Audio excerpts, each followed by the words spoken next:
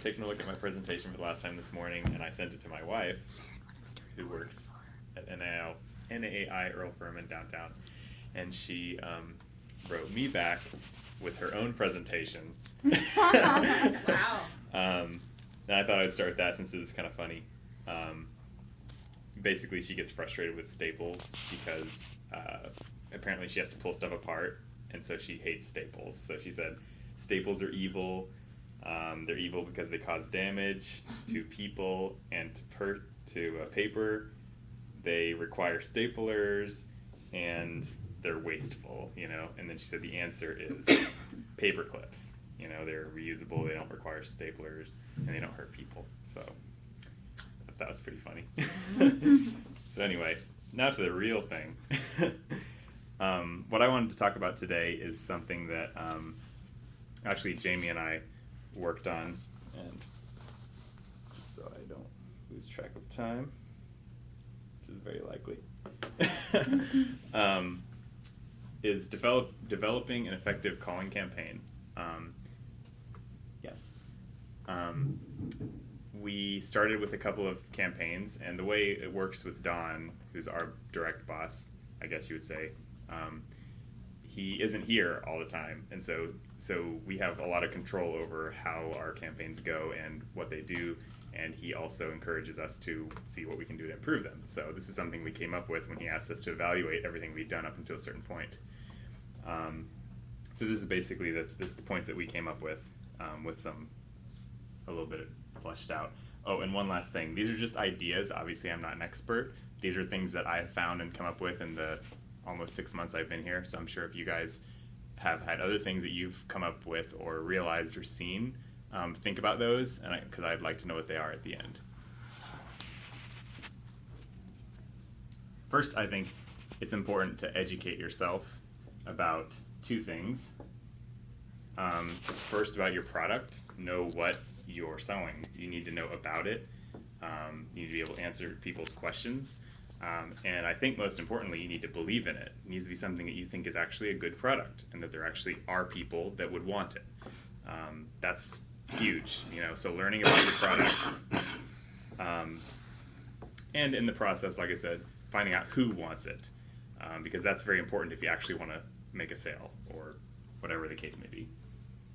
Also learn about your customer, the people that you're trying to get this product to. One thing that we think about, at least the way our calling works, we get these lists. Where do these lists come from? How are they made? How do the people get on these lists? And that information can be very important. What do these people have in common? Is there some kind of relationship that we have with this person? Are we just calling Synex customers that buy other stuff? Because that's something you really want to take advantage of. You're not just a random telemarketer, you are a Synex employee. That means something to them if they have a good relationship with Synex. And just in this example, we had to call a bunch of random people one time for another company, and the only connection, literally only connection we had, were that these people were a member of the Chamber of Commerce in some city, and that's where the list came from. Well, the Chamber of Commerce was something that they respected, but we had nothing to do with that. It was just where the list came from. So we would say, we're calling members of the Chamber of Commerce and telling them about this. And so all of a sudden, they made this connection in their brain to something that they were a part of and that they had respect for. So knowing who the people you're calling are can make a big difference. Okay, so you've educated yourself about your product and your customer. Now you're ready to start producing something. First, you want to come up with a strategy. How are you going to connect this product with the people you're calling, the customers? You need to have some way that they're going to actually fit together. Part of that is also finding out what the desired outcome is. Are you actually, by the time you hang up the phone, do you want them to have sent you money, like for whatever this product is? Do you want them to have promised that they will? Do you want them to give you some information about themselves? Do you want them to go to a website? Like, what is your goal of this call? A lot of times with the stuff we're calling about, we're trying to inform them about something, let them know there's something that they can do, and maybe try to get them to say that they will do it or at least head in that direction. So having a distinct goal for your actual, what the purpose of your call is, can really help you be effective. Also, and this was one of the more important things that we had discussed, focus, when you're coming up with a strategy, focus on how you can help the customer. How can you help this person that you're calling? Not how can I drive sales or how can I get the most numbers possible. Because they can tell if you're just trying to tally, oh, another person. They can tell if you're doing that or if you really care about, actually helping them in some way. And that's what goes back to learning about the product. If you have a product you believe in and it's really helpful for some people or for something, you'll be able to connect that with the person and say, hey, I know you have this need. This might be a good solution for you. There's something you should think about. And you're actually trying to help them. You're not just selling, That makes a big difference in the relationship. Okay, so once you have a general goal, like a strategy with what you're trying to accomplish, it's time to write the script. Now, a lot of times you'll have a script provided, obviously. Don writes scripts for us, but one thing that we like to do is customize them, personalize them. So whether you are expected to write your own script, which also happens when people say, okay, we need you to call these people and come up with whatever, because you got to figure it out, or someone gives you a script. I think the important things about your script are that it should be short. You can't expect to read a book to them. It should be conversational. As soon as they think you're not communicating directly to them, then they'll just zone out, so short, conversational, and personalized. It's got to sound right coming out of your mouth.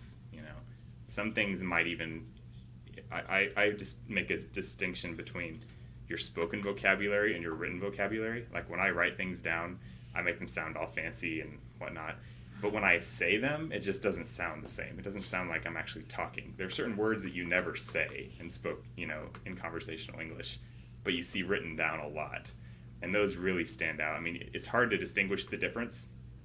But when you start saying them, they just don't feel right. Something feels unnatural about it. And there's usually, because our spoken vocabulary is much narrower, so there's other words that are just kind of filler, easy words that we tend to use when we're speaking naturally. And those are the words that people like to hear when they're on the phone, because it sounds like you're just talking to them. You're not just reading a fancy script with really important words all lined up together. So don't be I think an important thing about it is, don't fall in love with it, whether somebody else wrote it or you just think you came up with the perfect script. Be ready to make adjustments, because even the perfect script, you're going to want to change something here and there. You end up, what'll happen, at least in my experience, is that you'll start reading it, and then you'll get to the point where you start changing things just naturally, but you don't change it in the script. You just start saying different things. Well, I like to go back in there and actually make those changes and improve it. Make sure you're adjusting it. Just an example of something that we do to make it conversational is when we start out and say, the common way to start is, this is Daniel from Cinex or whatever. How are you? Or, the first thing you ask is, how are you? Well, a lot of times when you're talking to a businessman, he's busy. He doesn't know what you're calling about. He doesn't even know if he wants to talk to you. That doesn't always get a good response. Now, for some people, it does. Some people respond well to that. But when you say, how are you? Sometimes they're like, what do you want? Well, what we found was a trick that we like to call the pause. And that's where you say, hi, this is Daniel. I'm from the Microsoft team at Cinex. And you pause, like, this is who I am. And you just stop. And then they get this feeling like they should know who you are. Like, oh, hi, how are you? Is usually what they say. And so they feel like, that's a good idea. they feel like the ball's like, they feel like, oh, I don't know who this person is, so I got to sound like I do. Oh, hi, how are you doing? And all of a sudden that takes the ball out of, the pressure being on you to it, it taking it off of you. Now, it seems to work pretty well. And I usually don't waste a lot of time talking about how I'm doing, because they really don't care. They're just trying to make things feel normal. So anyway, we try the pause. And I mean, you don't want to wait too long, because some people, if they don't respond the way you expect them to, it's just awkward. But it's the way you do in real life, and so that's why it really does work pretty well, you know. So anyway, that's fun. So once you've started, you finish your script development. You want to keep adjusting it as you go. You don't want to just lock in place. First thing is live conversation feedback. How are people responding to what you say? Are they responding well? Are you getting strange reactions when you say certain phrases? Are you losing people? You know, that kind of thing. You don't know until you start calling. So while you're in the middle of these conversations, you make these notes, mental notes, and you go back and say, I need to change this. This is not working. Or that thing I say is really going over well. Everyone seems to respond well to that. Like the pause, for example. That's really worked out well for me. It's also helpful to listen to other people, because you just get locked in this thing where you feel like you know what you're doing, but then when you hear someone else, you can pick out really quickly the things that they're doing wrong, or even the things they're doing well. So if you can hear someone else say it and then give them suggestions, but also make suggestions for yourself, or have them listen to you. Because I know Jamie all the time will, after I get off the phone, she'll laugh at me because I said something, and I was like, what? I don't even know what I said. She's like, you said this thing. Oh, you probably don't know this, but, you know, which apparently is pretty rude or disrespectful, but I don't even notice it, you know. So things like that, it's good to have feedback from other people about what it actually sounds like when you're talking to them.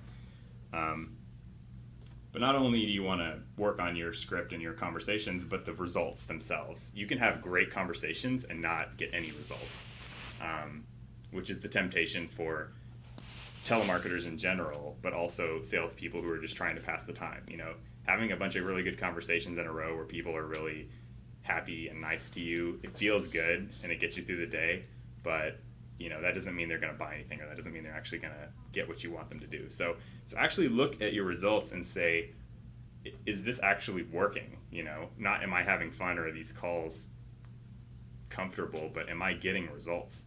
And that can be hard because you might have to really change a lot of the way you're approaching this. And there's a good balance between being conversational and actually getting results. So two things that I would suggest is your close, because the way you end a conversation is a big deal. If you just say something like, how does that sound to you? You know, they're like, oh, sounds good, send me an email. That's like the last thing you want to hear. Send me an email. It's just like, okay. I mean, it's fine. It's not a horrible way to end a conversation, but you know, you got to have a lot of emails for something to actually happen. So if you want to, you know, make your close a little stronger, you know, hey, do you have a minute to do this? I can show you this, you know, something that's actually something you're going to do, you know, something that isn't put a lot of pressure on them, but also shows that there's some result happening. That can really make a big difference in your results. Okay, so the last thing, actually not the last thing, the next to last thing, goals. One thing that really helps, and again, this is probably one of my weaker spots, so Daniel and Jamie, give me some space here.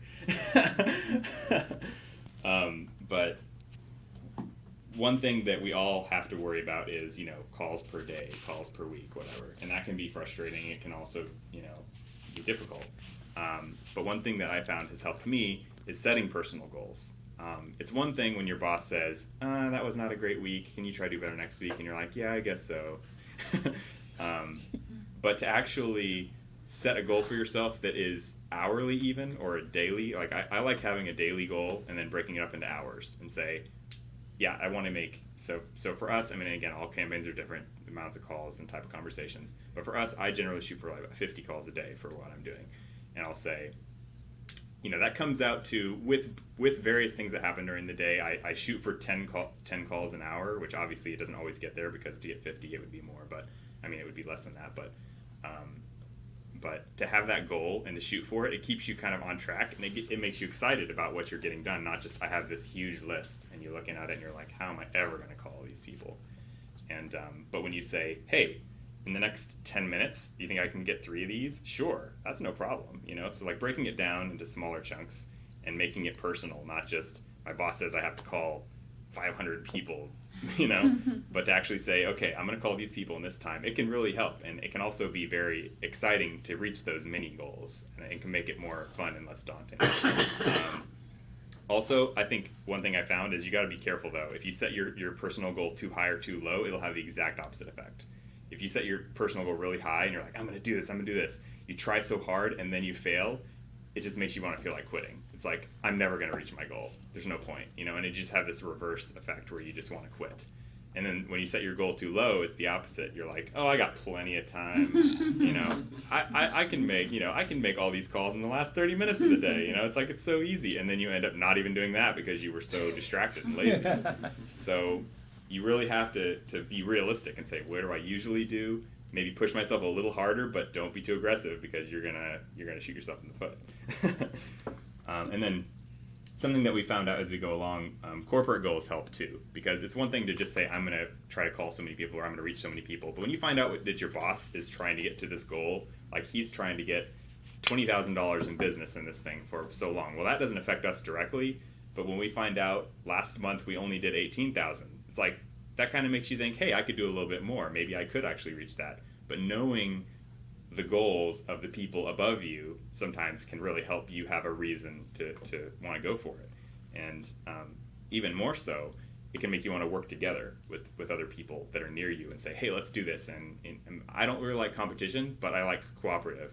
And when you have a goal and everyone's working towards it and they're like, we had a paper, we would highlight one every time we got it, and all of us together, and we would get one, we'd highlight. And so throughout the day, there was a lot of energy. We were really excited about it, and we reached our goal. And that was probably the best week that I've had here as far as call volume and everything, because we were trying to work towards that together as a group, not just me personally. Last thing, at the end, it's good to evaluate, how did you do? I mean, did it work? Were you effective? At the end, if you ask yourself those questions, next time you'll be able to do even better. What did I do that was good, and what did I do that wasn't? Do I need to just call more? Do I need to change my script, change my approach, whatever? You know, those are things that are really good to think about after it's over. Don't just move on to the next thing and forget about it. And then finally, the campaign as a whole. Was it effective? This is something you want to communicate with your boss or your department about.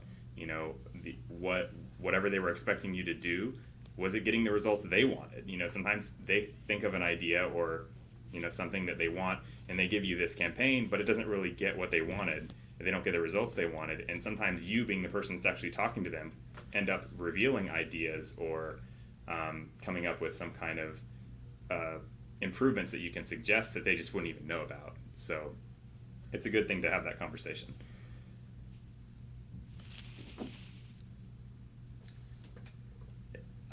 So these are just ideas that I've had, you know, talking about this stuff with Jamie, and I think they've been helpful for us, but I just want to know if you guys have any particular ideas or experiences that you've had that you find the sort of thing that you'd want to share or that is helpful to other people.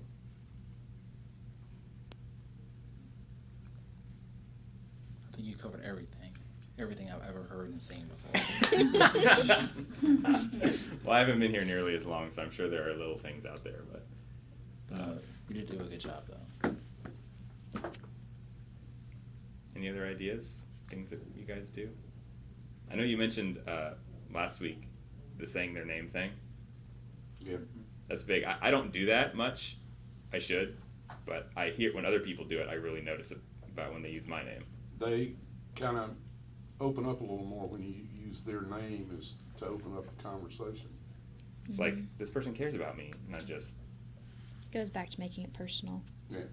Because if you sound like you're just reading off of a white piece of paper, they're not What's going to want to really engage fun- you. Yeah, Rosanna's done it. How do It's- you know? You've done it. What? Take a list. Uh-huh. You have no names on it. Nothing but IT directors or IT managers. And that's how I learned to work the receptionist to The get a name. receptionist. That's an art form. That is an art form. Well, I mean, Receptionist. But I will say, like, for example, I called one reseller last week, and he answered the phone, and I knew his first name. But he said his last name was Reese, and I was like, oh, I said, hey, how's it going, Reese? You doing good today? He's like, yeah. yeah, he's like, what's going on, man? Where you been? What you been up to? I was like, oh, this is not your sales rep. This is Thomas. He's like, oh, I was like, I thought you were one of my friends. You called me Reese. I'm like, that's what you said. So that's what I continue to call you. And so like in the conversation, like at 20 minutes later, he's like, what do you go by? It's like, what's your nickname? And stuff like that. So That's now good. I call him by Reese, and he calls me T-Banks and stuff like that. It works. Oh my gosh. Yeah. That's hilarious. It is. Wow. Good stuff. So that's it. Good job. Any other input from anybody else? No? I was just gonna say, like, the, finding, like, name dropping people they already know breaks their guard Oh, down. yeah. Like, if you just say, I work with your sales rep, I may have never even talked to their sales rep, but eventually I will. I'm like, I work with your sales rep, such and such. Oh, okay, maybe just make some type of common connection. So they don't feel Connection's like really they're important. a telemarketer. Yeah. Yeah. Yeah. Yeah, if you can get through to them that you're calling to help them with something instead of just bug Yeah. them. Yeah. So I'm not calling to annoy you, I promise. At least I'm not trying to. I always try to emphasize that I'm calling to help make you money. Really and truly, like I'm not really gonna try to sell you anything. Like, I'm just trying to get you to buy more what you're already buying and make more money off of that. That's my only goal. Because the better they do, the better you do. So Yeah. Exactly. Yep. you're not trying to put anybody out of business. Yeah, yeah. Not trying to change who you buy paper from or anything like that. Very good. Well, I thought your presentation was great. Very, very thorough and very good. And I think relevant too. I like it when, or so far the ones where people have gone off the path that we gave them, or the options that we gave them on the sheets when we first started these groups. They've been very good. And I think this is obviously very, very relevant to everybody here. So I think that's very, very good. I think you did a great job. Thank you. So next week, I didn't want to confuse anybody by the whole cancellation before we came in here, everybody thinking that today's was canceled, so I'll send